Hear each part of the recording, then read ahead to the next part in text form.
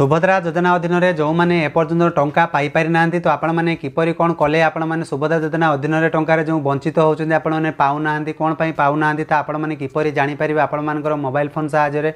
जदि आपण मैंने ये चैनल को नुआ कर विजिट कर चैनल को निहाती सब्सक्राइब करने जो पाखे घंटी चिन्हटी दबे नोटिफिकेशन ऑन कर दिंतु सुभद्रा योजना में जिते सारा अपडेट आसो आप सर्वप्रथम ये चैनल थोड़े आपने जानीपारे आ जो मैंने कौन डिस्ट्रिक्ट को बिलंग कर सुभद्रा योजना अधीन एपर्यंत आपने टंका पाई ना तो कमेंट सेक्शन लिखिक आपने पचारि पारे तो कौन रही आज वीडियो चलते डेरी नक वीडियो स्टार्ट करवा। सुभद्रा योजना को लेकिन आसला बहुत बड़ खुशी खबर जो मैंने एपर्यंत टंका पाई ना तो सेमाने टाटस टी किपरि देखिए कहीं आपण मैंने जानी कि सुभद्रा योजना अधीन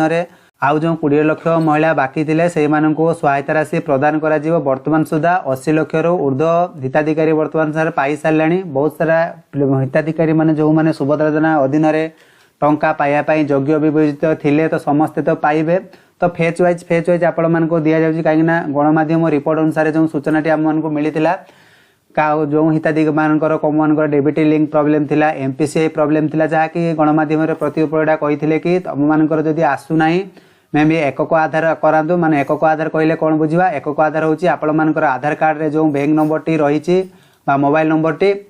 तो सही मोबाइल नंबर टी आपण मानकर सेम बैंक अकाउंट सह अटैच कर रहा दरकार जहाँफल आप सुभद्रा योजना टंकाटी पाइपर कहीं बैंक तरफ जो टंकाटी आप ट्रांसफर कराए मे भी द्वारा प्रोब्लेम हुए जहाँकि प्रतिपड़ा गणमाध्यम रिपोर्ट आसिक सूचना देते जहाँकि आपण मानक जनाऊँगी आ जो मानकर सुभद्रा पैसा ए पर्यंत आसी ना तो आपण मैंने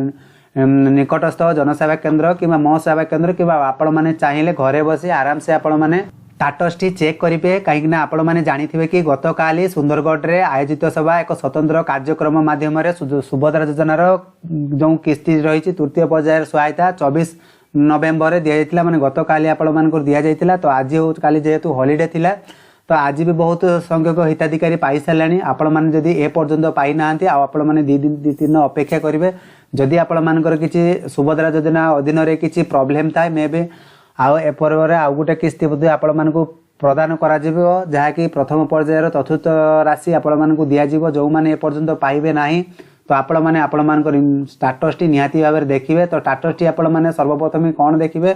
तो आपण मैंने सर्वप्रथम सुभद्रा योजना स्टाटस टी देखिए तो सुभद्रा योजना स्टाटस टी आपण मैंने जो देखिए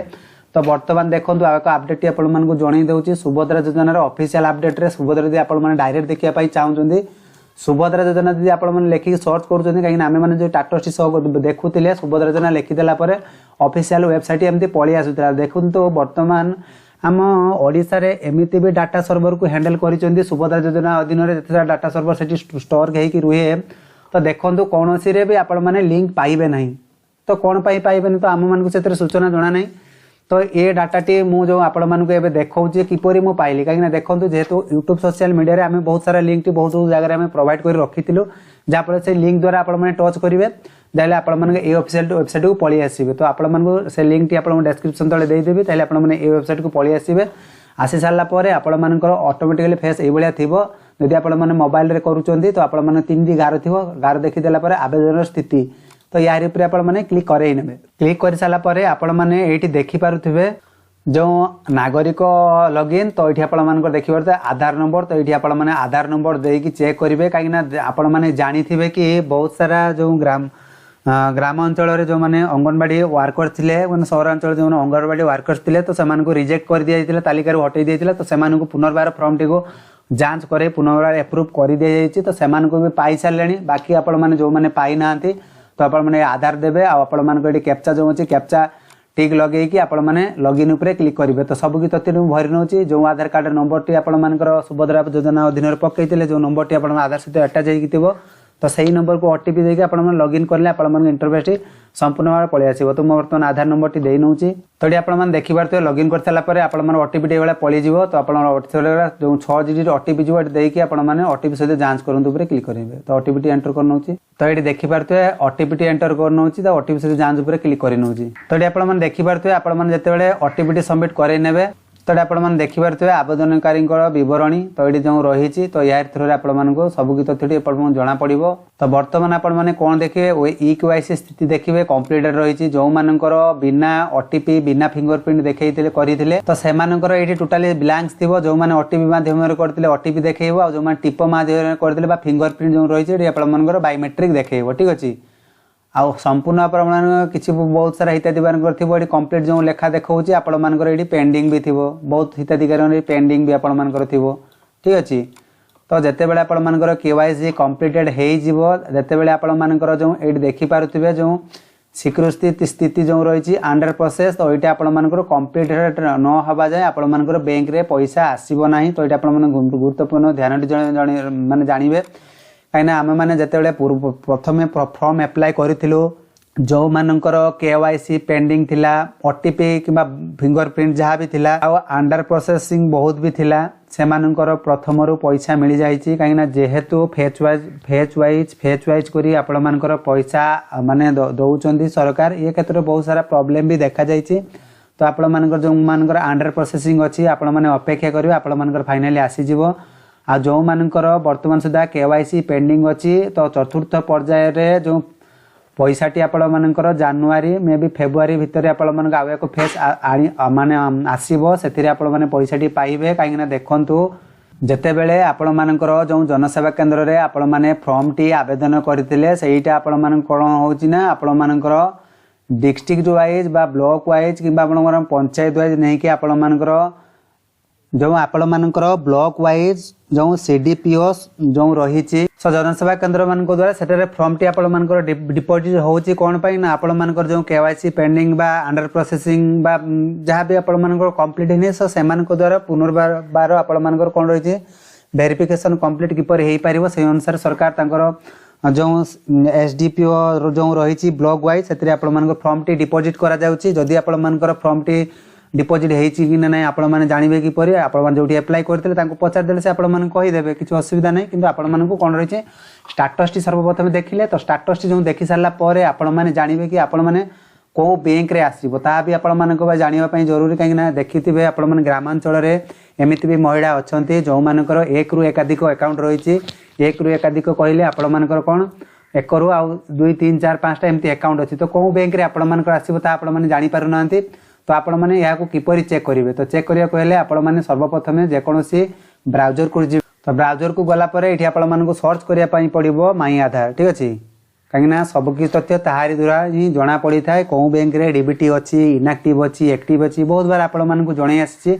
जदि आपण मैंने एति क्लियर होकर रोचे आपण मानकर पैसाटा आसो किंतु आपण मानक अपेक्षा करने पड़ो जो मानकर आसी ना कहीं जो मानकर पैसा पाई जाइए किसी तो टेंशन है जो मैंने पाई ना मुझे चाहूँ समस्ते पाई जातु मे भी आपण मानक प्रोसीजर टी जन दूसरी जिते बड़े आसो आपण मैंने निजे कन्फर्म हो पारे तो सर्वदा आधार नंबर टी एंटर करदेवे तो आउ थे आपको चेक करके जन दूसरी आपने हुए तो मे भी बुझीपार थे तो आपण मानकर आउ थे पुनर्बार जन दूसरी तो आपण मैंने कौन करेंगे सर्वप्रथम जेकोसी ब्राउजर को जी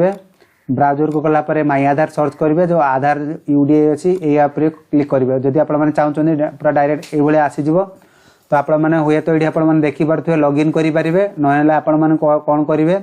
तलक स्क्रॉल कले आप संपूर्ण लेखा थी तो ये देखीदेवा कौटी अच्छी देखो ये आपर दि जाइए टोटाली लिखाई देखो बैंक सीडिंग स्टाटस ठीक अच्छे यार भी डायरेक्ट आप चाहिए क्लिक करेंगे ठीक अच्छे तो या अपेक्षा क्लिक करने अपेक्षा आप टोटाल लॉगिन हो कहीं बहुत सारा प्रॉब्लम भी देखो UID तरफ तो आपने कौन करेंगे तो ऊपर को स्क्रॉल करवा तो लॉगिन जो बटन आप देखिपे ये लॉगिन बटन पर आपने क्लिक करेंगे ठीक अच्छे तो लॉगिन कर नौ तो लॉगिन कर सारापर बर्तमान कौन रही ना आप आधार नंबर टी एंटर करने पड़ो ठीक अच्छे ये देखिपे आपर आधार नंबर टी दबा कैप्चा फिलअप दबा ये जहाँ अच्छी ये आप लिखी टाइप करेंगे आप लॉगिन विथ OTP अच्छी ये मुझे कर नौची तो ये देखो OTP टी मुझे भरी नहीं तो लॉगिन उपर क्लिक करवा तो लॉगिन उपर क्लिक कलापर किसी समस्या भी आपको देखा पड़ो कि नंबर लॉगिन हो लॉगिन हम ना तो आपने कौन करेंगे ट्राए करेंगे लॉगिन टा लॉगिन हो गलापर आप तथ्य जानीपारे तो ये इंटरफेस टी पलि आसापर आपको ये देखिपे बैंक सीडिंग स्टाटस तो यार ऊपर सिंगल टच आपको करने पड़ो तो टच कर नौ क्लिक कर नौ देखो क्लिक कर सारापर आपर ये पलि आसो जो मानकर बैंक सहित डीबीटी जो पैसा सरकार द्वारा पठा जाउची तो एकक आधार विषय पठा जाउची तो आपण मैंने देखिए बोधे बैंक सीडिंग स्टाटस एक्टिव अच्छी जो मानकर इनएक्टिव थी कि बैंक किसी आसु न तो आपण मैंने बैंक जाइए एक्टिव करने पड़ो इनएक्टिव जो मानकर थी से बैंक आसुव इनएक्टिव तो आपण मानक एक्टिव करने पड़ो तो ये हूँ कम आउ गोटे सूचना आपण मानक जन दूसरी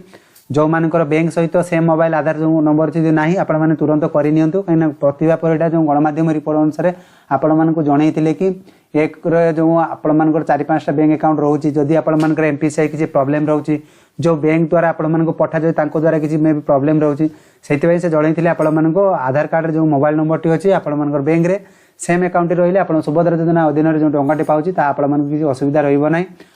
फिर भी जदि कहार किसी बुझापी असुविधा हो मे भी कमेंट सेक्शन लेकिन पचारि पारिबो जार किसी डाउट थी आपण मैंने कौन जिले में बिलंग कर आपण पेमेंट ये पर्यटन आसी पार नहीं कमेंट सेक्शन लेकिन पचारि पारे तो ये आज संपूर्ण अपडेट तो से पर्यटन रोचे बाय बाय टेक केयर।